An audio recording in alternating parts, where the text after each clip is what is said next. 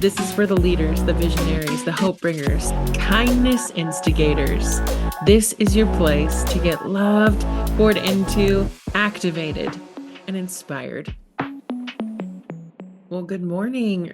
Welcome to Fireside Friday, Friday, March 13th, or Friday the 13th. This is our second one of the year. Um, I think, at least in February, I think it was the 13th as well. But I'm always struck too by how much, I don't know, hubbub it creates.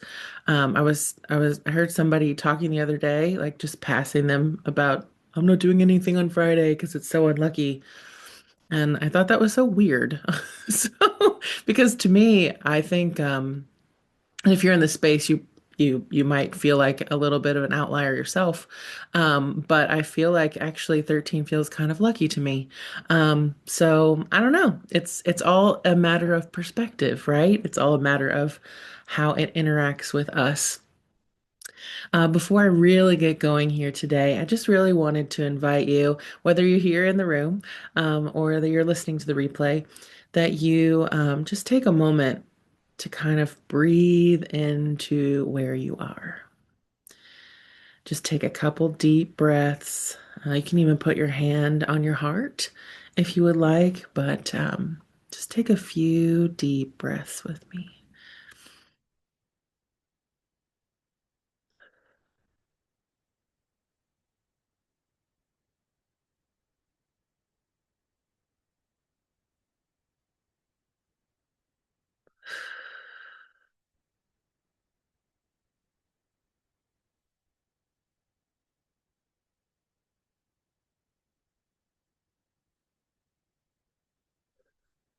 And as you keep breathing, you can feel free to close your eyes if you're in a place where you can. I'm just feeling led to offer something as we keep breathing.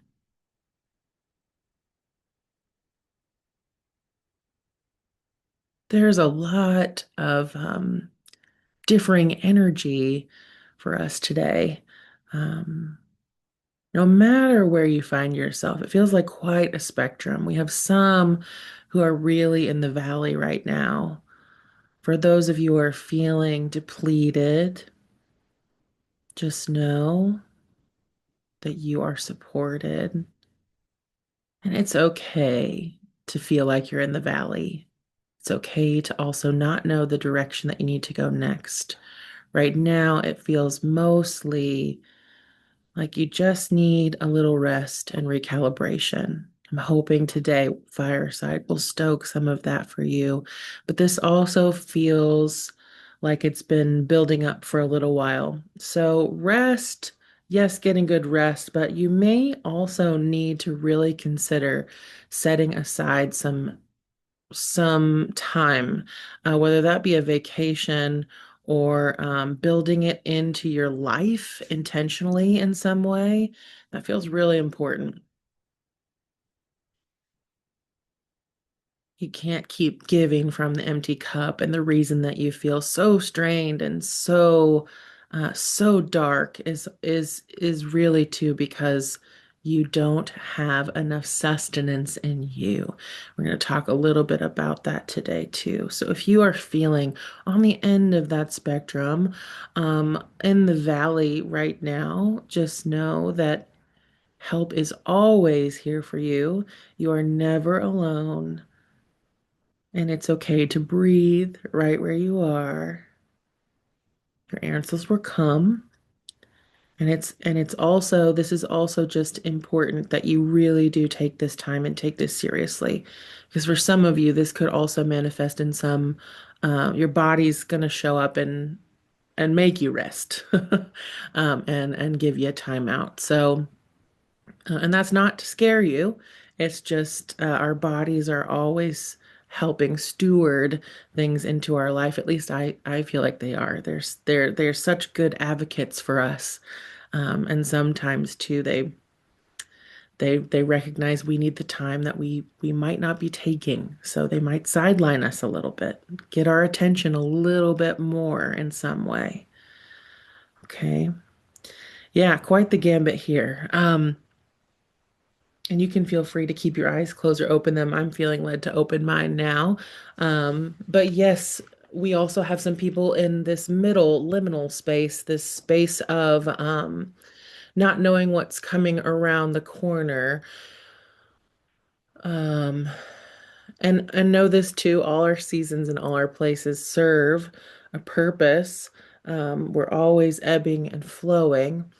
This middle ground place, I feel like a lot of you might feel like you're stagnant, because I feel like a lot of us are headed into spring. We're seeing some of the blooms start. We're wanting to move towards something. And the same for you. The answers are going to come, but it feels like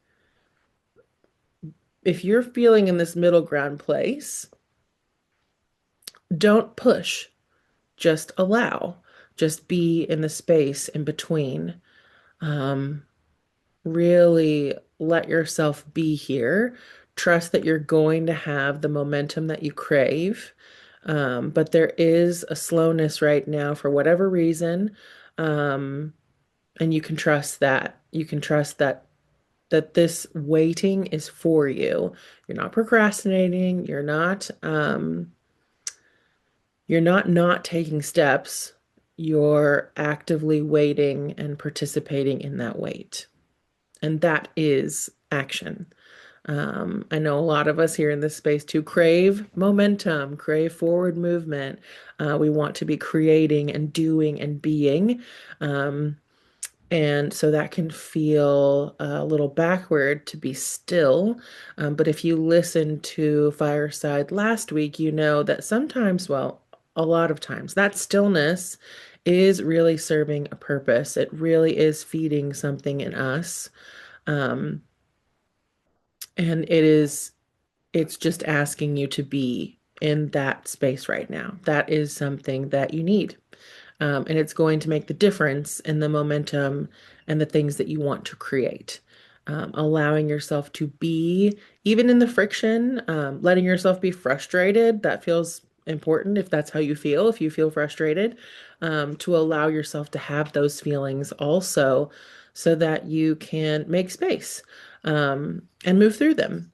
Or understand them in a different way. It's okay to also sit and ask yourself, why am I feeling frustrated? And even that might feel frustrating to hear. Why do I have to ask myself? I know what I'm frustrated. I'm frustrated because I can't move. I can't move towards something. I can't be in that action that I'm craving. But the question there for you too is, why do you feel like you need to be moving so much? Why? Why can't you be in friendship with this pause? There's something there to consider. And then we do have a group of you two who is in momentum, who is in action, who is moving towards something that you are excited about and you feel really good about. We need all of these stages, as I said. For those of you that know what's coming next and what you're fostering and what you are bringing forward next in your work or in your gardens. I know that some of us are sowing seeds or cleaning some beds. Take the action that you're feeling. It's time to move that way. And then also following your instinct around what that is. I feel like that energy too is not necessarily going to make a lot of sense methodically. You may have this instinct to go do something that feels totally unrelated, to the thing that you're working on, but in some way that's going to fuel what you're doing. I feel like that's the name of the game always, but it feels like it keeps coming through right now, is that the place that you're in is for you. It is working with you and for you and alongside of you. And just know and recognize that feeling led to speak into resistance too. Sometimes that resistance that we're in, we need to be inside of it. It's building stronger roots for us, that friction. Um, and so even if you are feeling like you're on top of the mountain, you know where you're headed. Just know too, as irritation and frustration might come up in that process, it's also for you. All the hiccups, all the waylays, all the deviations, um, of trusting that we are in that momentum. Just work with life as it's unfolding. Continue to bring that optimism and energy of rolling with it, of letting it be your partner in action. That's going to also continue to produce more of that optimism that you're in. And just knowing too that life and the things that we bring to the world often don't unfurl exactly the way that we're imagining them, and far often they're way better um, if we will have eyes to see them. Today, and again, that was kind of off the cuff, but I'm saturated in that. We are doing some readings today, um, but the overarching message I kept feeling, I mean, almost as soon as Fireside ended last week, I feel like I even wrote myself a note and a reminder for today, but it's just been in coming up, is all around hope. I saw this quote last week that hope is a verb, and I feel like that's such an interesting thing to consider. Not only hope being an action that we take, an advocacy for something we believe in, but hope as a practice. Because many of you here are healers. You are here to bring wisdom, healing, different kinds of energy into the world than maybe we've seen before. Um, and a lot of that requires hope. Not only that you love being inspired by people who are doing maybe things that are creative or a different spin or take, because that's part of who you are. But recognizing, like I said, that hope can be that verb. Yes, we can be in action. We can be creating with hope, but hope as a practice.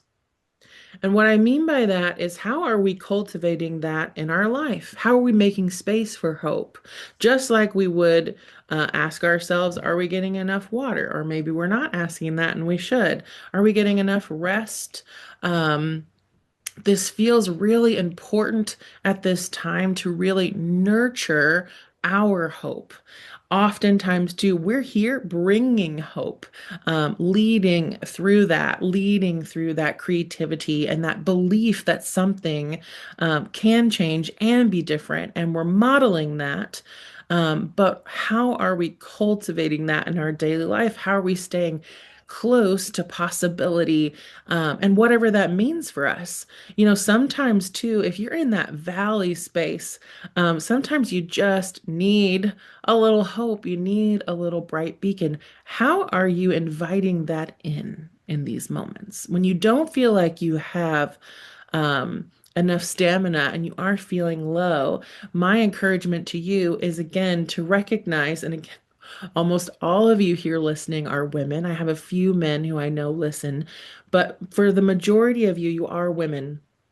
And I think there is this desire in us to bring optimism into things. At least that's been my experience of women. And sometimes when we're feeling depleted, we can almost get resentful that we've had to be these happy little orbs too. Some of this discomfort in this conversation of hope for you too is also recognizing that hope may not be this bright orb. It might still just be there's a candle in the window, and that is hope, even if it's small. But where are you cultivating that for yourself? Where are you allowing it to meet you? And where are you allowing it to surprise you? That also feels important. Because we only will have eyes for what we can see, and what we choose to see. I wrote a few notes here too. The other thing too, about the paradigm that we're shifting from, a lot of patriarchal leadership and the ways that we have been byproducts of this in the world is that most of us have learned or been told, like even in places of faith, that the priest, the pastor, the person bringing the message, the leader, is the one that we can trust to foster hope in us. Um, but I feel like what I'm being reminded and asked to bring in is to recognize that most of what we're going to continue seeing is a lot of heartbreak, in our leaders being exposed for behaviors that are not honoring to life, honoring to other people, and we're not necessarily it's one of those things we kind of sense something is off or wrong. And as more of those truths are revealed, what I feel like I'm being reminded to bring forward is that so often we have almost like given away our agency to our influencers. Like, oh, like we love this guy, he's our guy, she's our woman. And then they do something that we don't quite like. And it's like, well, I've lost all faith.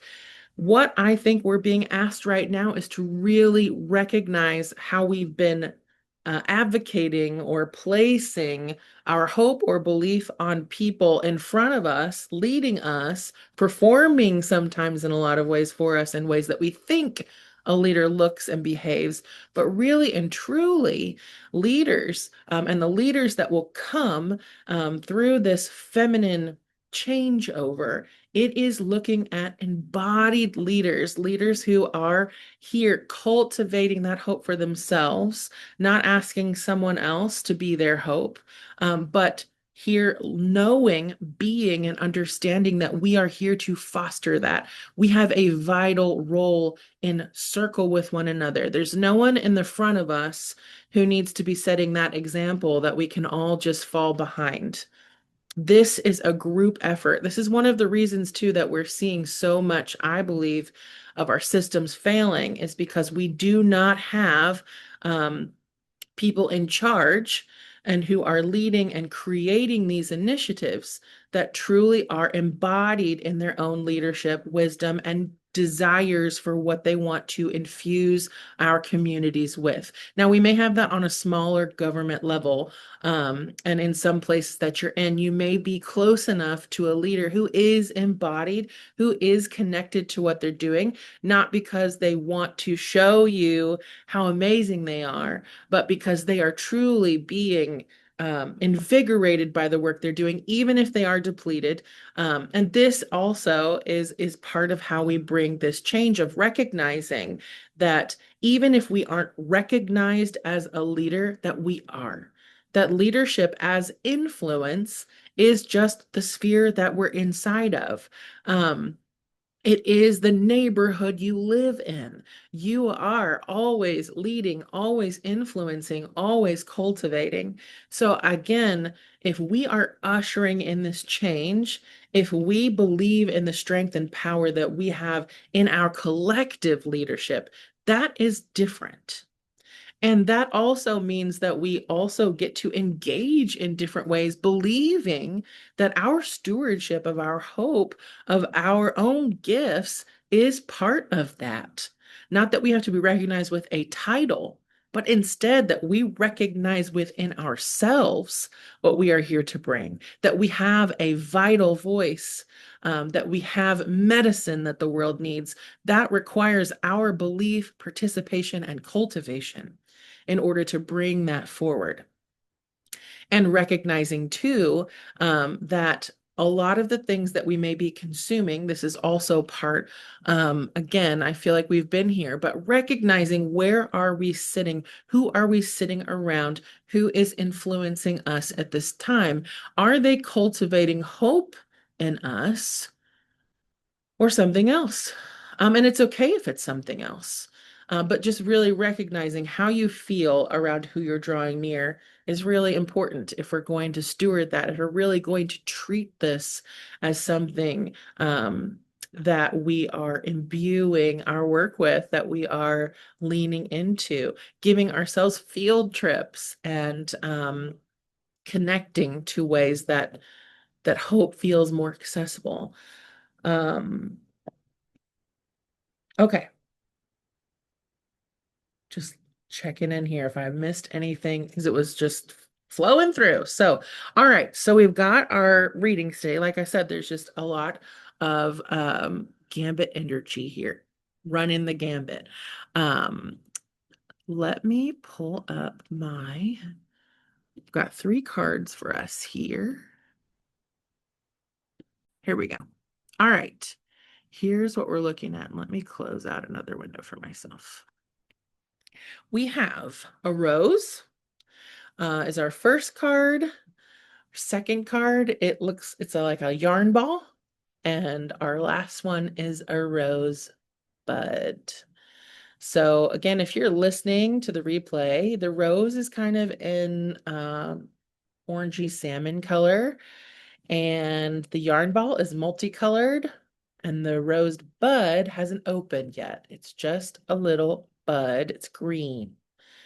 So just lean into what is your soul being drawn to right now.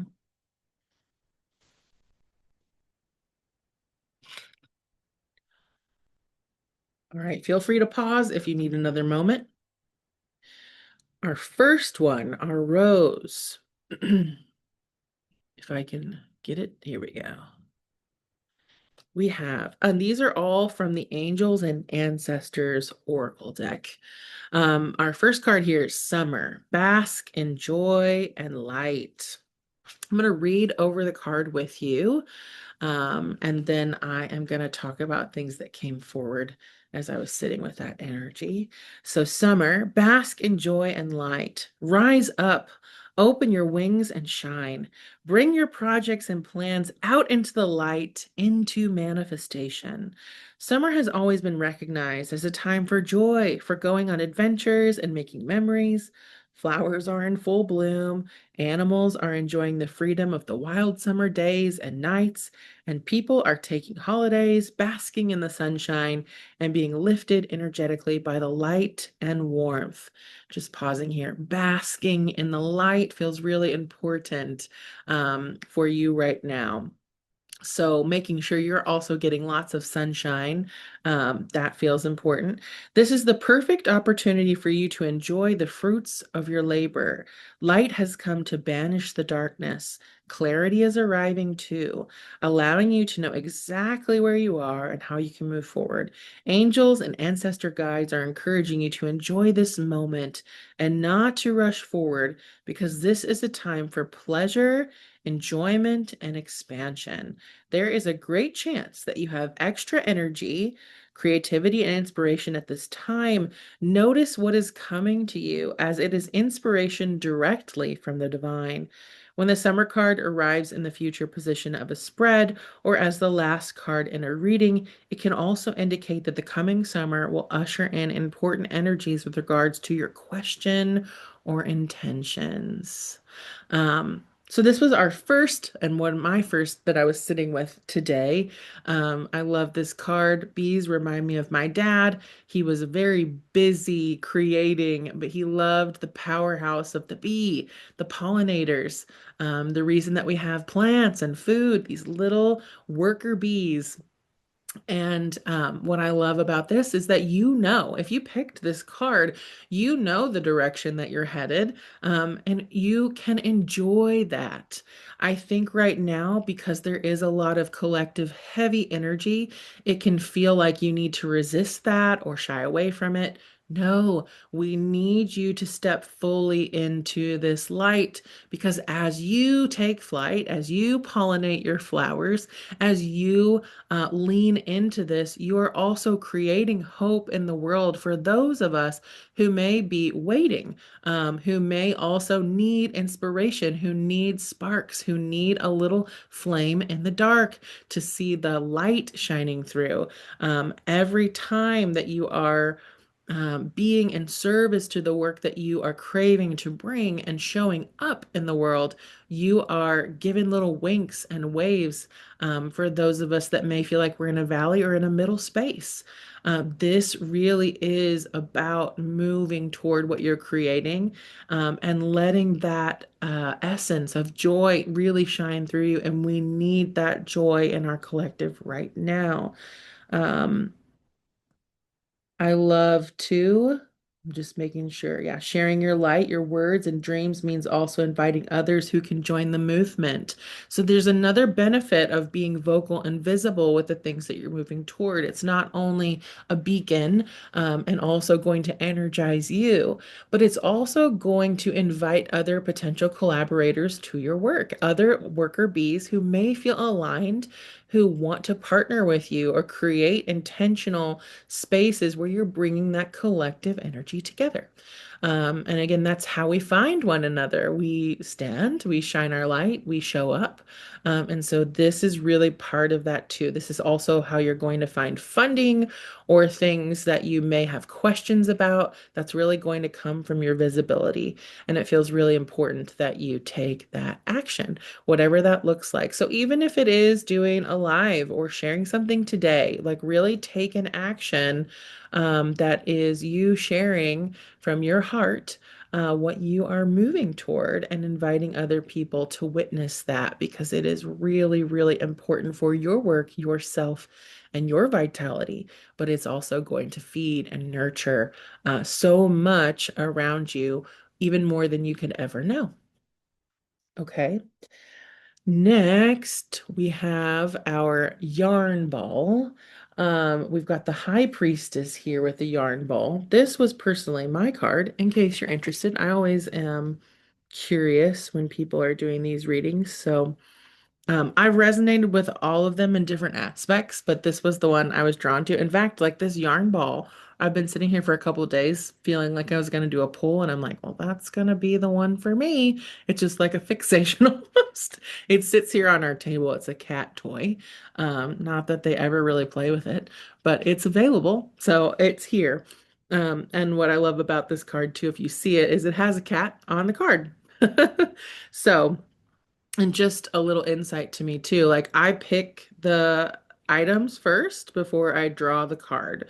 So the items were here for me first, and then I drew the cards and put them with their item. So just kind of fun. All right, High Priestess, harness mystic power. Align with the light and focus on all things positive. The high priestess is the physical embodiment of the divine feminine, the goddess in human form. She has had many names through time and space, but her essence has remained similar. Fierce, powerful, and disciplined. In many traditions, particularly pre-Christian, the high priestess was in charge of spiritual and religious orders and was the voice of authority and guidance from the gods. The high priestess in this deck is the consort and partner of the high priest. She is joined by a black cat representing the Egyptian goddess Bast, who protects her from lower energies, and she stands strong in her glory and power.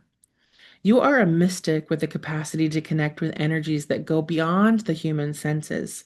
Within you is a force of magic that is directed by your will. There is an opportunity for you to rise up at this time, but it requires dedication and discipline. You're being guided to look at what you are working on or at the situation before you and determine where your priorities lie. If you are unable to figure that out, you must use your intuition and discernment to focus on what will bring you closer to your goal and the happiness of everyone involved. When this card arrives, it's also important for you to check in with your intuition as it will give you guidance that will be important for your growth.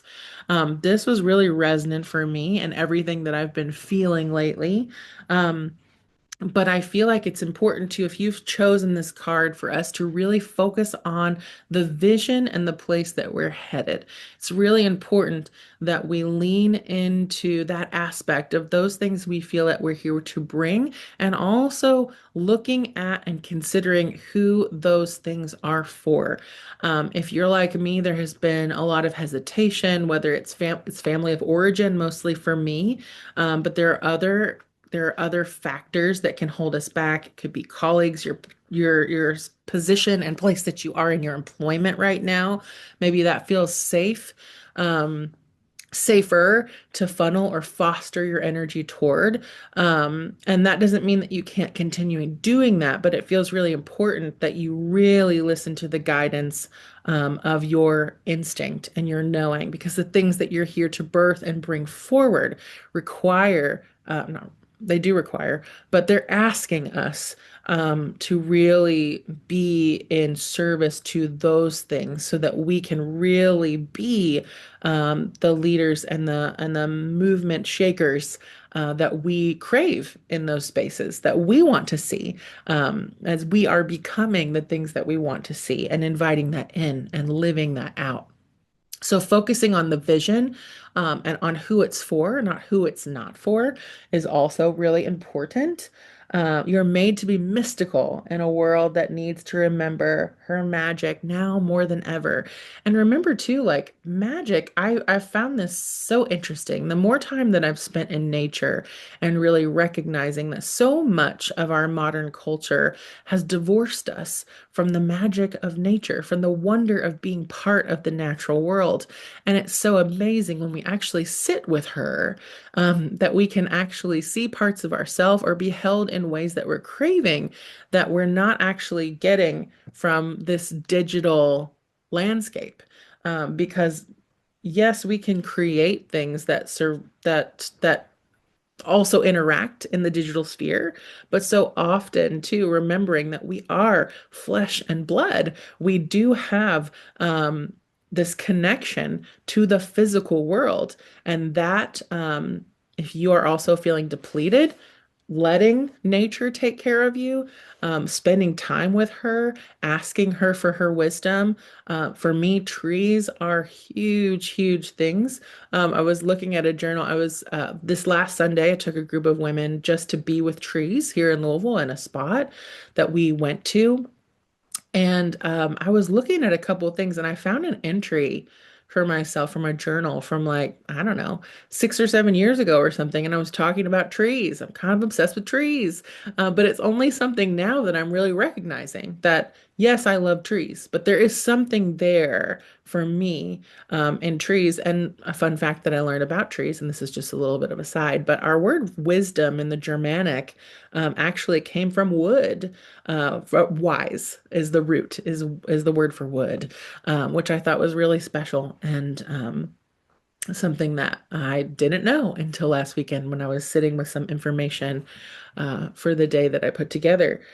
But just recognizing and knowing that a lot of times the world has taught us magic looks like, you know, a fairy godmother, which we can have. I believe in fairy godmothers.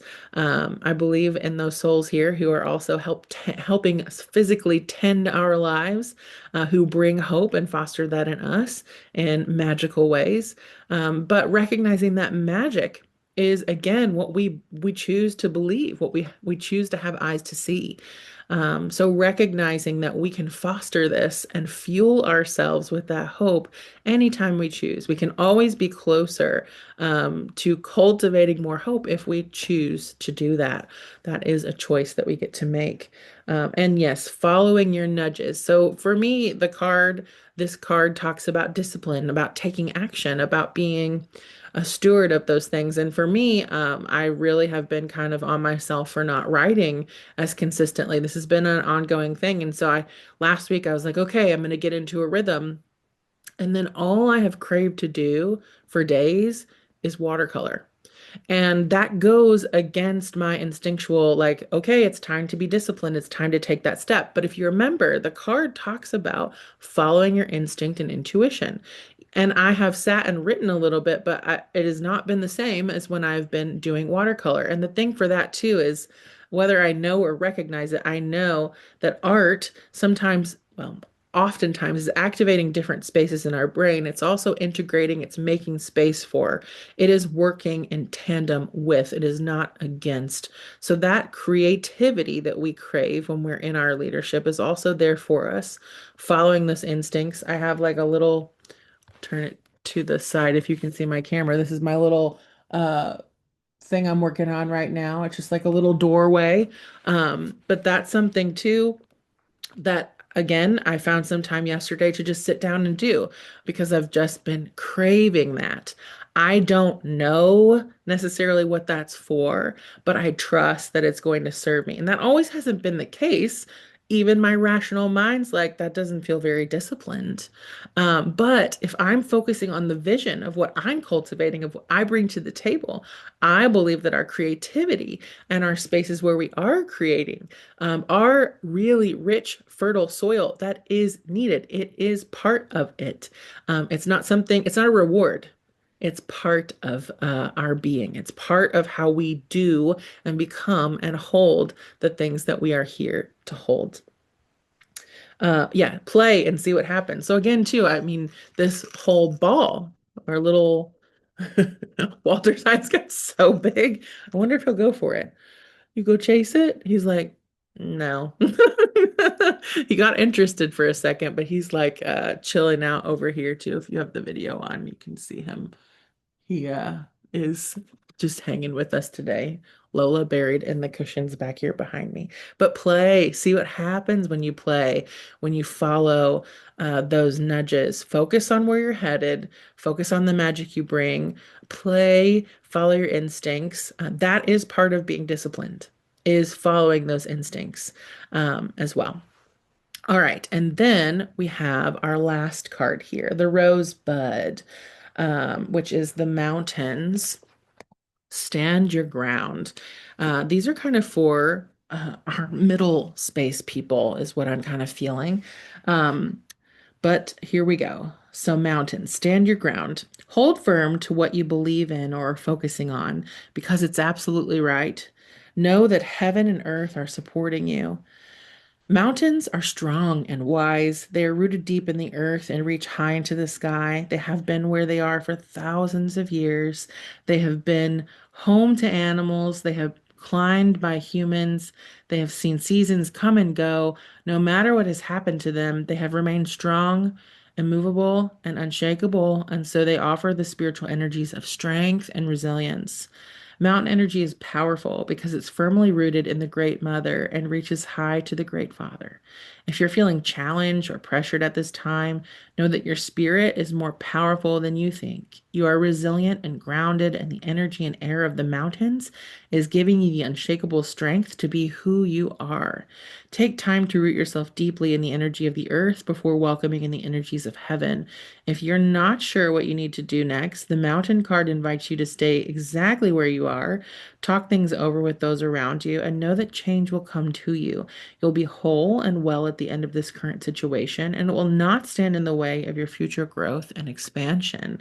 Yes, don't be afraid of the space that you're in. It's okay to feel like you're in this middle space. It's okay to stand your ground, to be right where you are. And it feels really important that you are exactly who you are. Be who you are. And again, you're not behind. You're being grounded. You're being reminded too of the strength that you have, the fortitude that you had, and that you are also very, very supported. All of these things are really important. And recognizing too that you are a wise one, that your wisdom that leads you, it's going and again, I just get the instinct that those of you who are resonant with this message right now, it just feels like you're ready to go. But right now, it's really important that you stay. It's really, really important that you feel into this place and that you allow this time. And I think it's interesting too that the bud, right? The bud is about to bloom. It is about to pop open, but it's not quite right yet. The seed built the stalk and it's in this bud, it's ready to bloom, but it's not quite time. So you're still in a place where you are preparing for that to be the case. And this is serving itself too. I wish I had more science about the bud, but I was struck to this was several years ago. Someone was talking about at what stage is the rose like the most herself, like the most amazing, because every stage is important. The seed, without the seed, we will never see a rose, the seed in the soil. Without the time with the soil, the rose doesn't break through. It never comes through that soil without the sun, without all of the things that builds the strength. And then also the bud that is still producing and working on how that bloom is going to come forward. The colors, the way that the colors fall on the petals, those things are being negotiated right now inside of that bud. It's not quite time yet for the reveal. And so again, I know that if you're listening, you're like, but I'm ready to bloom. God damn it. Like it's coming. It's coming. But just be in the moment and recognize too that as you get the momentum that you're asking for, you may really wish that you took more time in this space, that you allowed yourself to be more in this place of the in between, because it's going to move pretty quickly. We are in this horse energy year that is moving. It is moving us collectively and it can feel fast. So just know that you may also really look back in hindsight and go, man, I wish that I had stood my ground a little longer there because that was actually a nice little reprieve. So let it be what it needs to be and gets to be for you as that breath uh, takes form and as you build up more of the stamina and remembering your strength for what's to come. And again, just reminding us all that we cultivate hope. We get to create that for ourselves. We don't just invite it. We don't just talk about it. We don't just talk around it. That it is an active part of our life, and that requires that cultivation, just like everything else. So. Hope is a verb. Let's also just again, hope is something that we cultivate. It is something that we get to participate in each and every day in our lives and in our own journey. Again, not just a byproduct of the things that we do or facilitate, but that we are actively cultivating it. All right. Well, I love you so much. I'll see you next week.